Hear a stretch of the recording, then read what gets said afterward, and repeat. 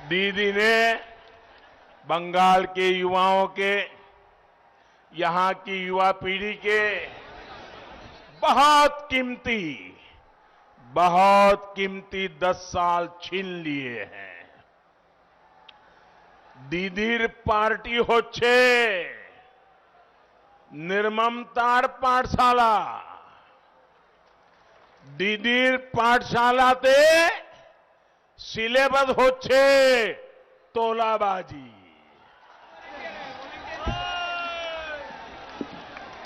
दीदीर पाठशालाते सिलेबस होच्छे कटमनी। दीदीर पाठशालाते सिलेबस होच्छे सिंडिकेट। दीदीर पाठशालात उत्पीड़ने ट्रेनिंग देवा होय, आराजो को तो ट्रेनिंग देवा होय। साथियों, आज पश्चिम बंगाल में शिक्षा की क्या स्थिति है, एक खड़गपुर के लोग बहुत भली भांति जानते हैं। शिक्षक भर्ती के नाम पर यहां का युवा कोर्ट कचहरी के चक्कर लगाने के लिए मजबूर है। भर्तियों के लिए जो बोर्ड, जो कमीशन बनाए गए, उन्हें भी टीएमसी काडर के हवाले कर दिया गया है। बहनों और भाइयों, शिक्षा को लेकर दीदी और उनकी पार्टी की सोच का एक और उदाहरण आज मैं आपको देता हूं। हमारे देश में 3.5 दशक के बाद, यानी करीब 35 साल के बाद नई राष्ट्रीय शिक्षा नीति लाई गई है। पूरे हिंदुस्तान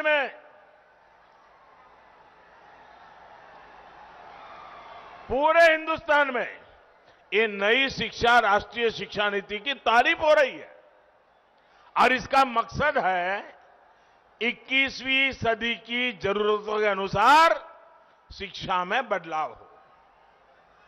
राष्ट्रीय शिक्षा नीति में शिक्षकों की ट्रेनिंग से लेकर स्किल अपग्रेडेशन तक अनेक प्रावधान किए गए हैं और इसकी एक प्रमुख बात है स्थानीय भाषाओं में पढ़ाई पर बल।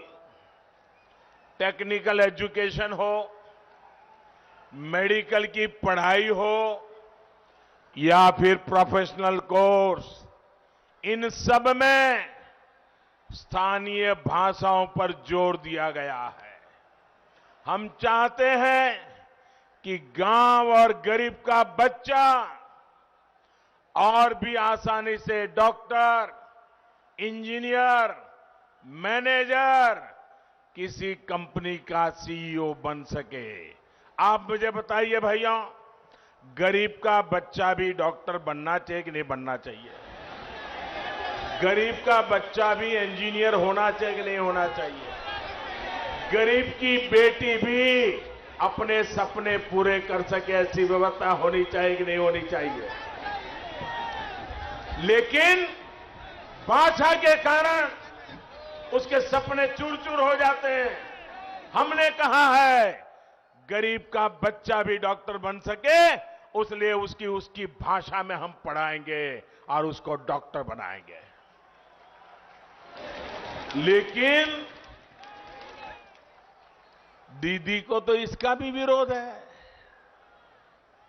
दीदी की सरकार नई राष्ट्रीय शिक्षा नीति को लागू करने में मना कर रही है, आना कर रही है।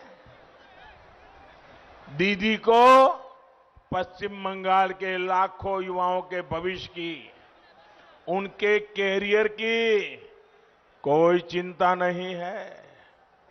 मैं बंगाल के नौजवानों को भरोसा देता हूं। मैं बंगाल की माताओं बहनों को भरोसा देता हूं। मैं बंगाल के दलितों को, बंगाल के आदिवासियों को, बंगाल के पिछड़े लोगों को, बंगाल के गरीब लोगों को आश्वासन देना चाहता हूं। अब दीदी को बंगाल के युवाओं के भविष्य के साथ नहीं खेलने दिया जाएगा। वो कहती रहे खेला होवे,